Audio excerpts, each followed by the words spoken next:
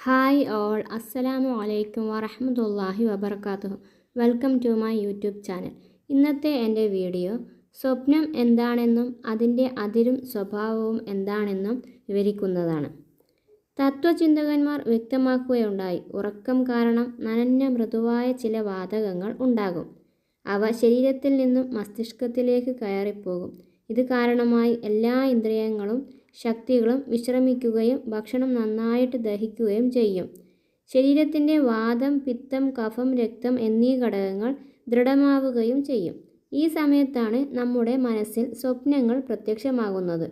വൈദ്യശാസ്ത്രജ്ഞന്മാർ ഈ സ്വപ്നത്തെ പ്രകൃതിപരമാണെന്ന് പറയുന്നു. മറ്റു ചില തത്വചിന്തകരുടെ പക്കൽ മസ്തിഷ്കത്തിൻ്റെ പ്രവർത്തനങ്ങളിൽപ്പെട്ട ഒരു പ്രവർത്തനമാണ് സ്വപ്നം. ഇത് സ്വാഭാവികമായ ഒരു പ്രവർത്തനമാണ്. എന്തുകൊണ്ടെന്നാൽ അതുമൂലം നമ്മുടെ ശരീരത്തിലെ ശക്തികൾക്ക് വിശ്രമം ലഭിക്കുന്നു.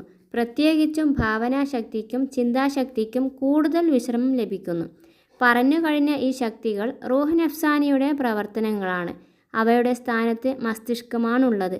സ്വപ്നം നിമിത്തം അതിന് വിശ്രമം ലഭിക്കുന്നു. അങ്ങനെ റൂഹ് നഫ്സാനിക്കും ആശ്വാസം ലഭിക്കുന്നു. അതിനുള്ള തെളിവ് ഇതാണ്. ഒരു വ്യക്തി വിജ്ഞാന സമ്പാദനത്തിൽ നിരതനാവുകയും രാത്രി ചൂടും വരൾച്ചയും അവൻ്റെ പ്രകൃതിയെ അതിജയിക്കുകയും ചെയ്യുമ്പോൾ റൂഹ് നഫ്സാനി പ്രവർത്തനാധിക്യത്താൽ അലസവും ദുർബലവുമായി തീരുന്നു. ഇവിടെ നിന്നാണ് ദുഃഖവും രോഗങ്ങളും ഉത്ഭവിക്കുന്നത്. അതിനുള്ള ചികിത്സ തണുത്തതും ഈർപ്പമുള്ളതുമായ വസ്തുക്കളാണ്.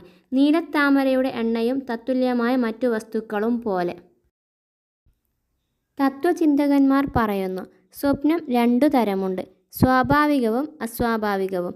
സ്വാഭാവികമായത് നൈസർഗിക താപത്തെ നിലനിർത്തുന്നു. അതായത് യഥാർത്ഥ താപത്തെ അത് അന്തർഭാഗത്ത് സംരക്ഷിക്കുന്നു. എങ്കിലും ചില മാനസിക ശക്തികൾ അലസമായി പോകുന്നു. എന്തുകൊണ്ടെന്നാൽ അവയുടെ മേൽ നനവ് മേധാവിത്വം നേടും. എങ്കിലും ദുഃഖത്തെ ദൂരീകരിക്കേണ്ടതുണ്ട്. ശരീരത്തിൽ അടിഞ്ഞുകൂടിയിരിക്കുന്ന അവശിഷ്ടങ്ങളെ വിയർപ്പ് മുഖേന ഉയർത്തിക്കളയേണ്ടതുമുണ്ട്. അസ്വാഭാവികമായ സ്വപ്നം മൂന്ന് തരത്തിലുണ്ട്. ഒന്ന്, ശരീരത്തിൻ്റെ സ്വഭാവ വൈകൃതം മൂലം ഉണ്ടാകുന്നത്. രണ്ട്, ശരീരത്തിൻ്റെ ഘടകങ്ങളായ കഫം, വാതം, പിത്തം ഇവ വർദ്ധിക്കുന്നത് മൂലം ഉണ്ടാകുന്നത്. മൂന്ന്, കടുത്ത ഭക്ഷണം കഴിക്കുന്നത് മൂലം ഉണ്ടാകുന്നത്, അല്ലെങ്കിൽ തണുത്തതും നനഞ്ഞതുമായ മസ്തിഷ്കത്തിൻ്റെ പ്രവർത്തനങ്ങൾ. അവയുടെ മൂലധനം മസ്തിഷ്കത്തിൻ്റെ തണുപ്പിൽ നിന്നും നനവിൽ നിന്നും പ്രകടമാകുന്നതാണ്. അതിനാൽ വരണ്ടതും തപ്തവുമായ മസ്തിഷ്കമുള്ളവർക്ക് വളരെ കുറച്ചു മാത്രമേ ഉറക്കം വരികയുള്ളൂ. തപ്തവും നനഞ്ഞതുമായ മസ്തിഷ്കമുള്ളവർക്ക് നല്ലതുപോലെ ഉറക്കം വരും. ഇന്നത്തെ ഈ വീഡിയോ ഇഷ്ടപ്പെട്ടാൽ ലൈക്കും ഷെയറും സബ്സ്ക്രൈബും ചെയ്ത് സപ്പോർട്ട് ചെയ്യാൻ മറക്കല്ലേ.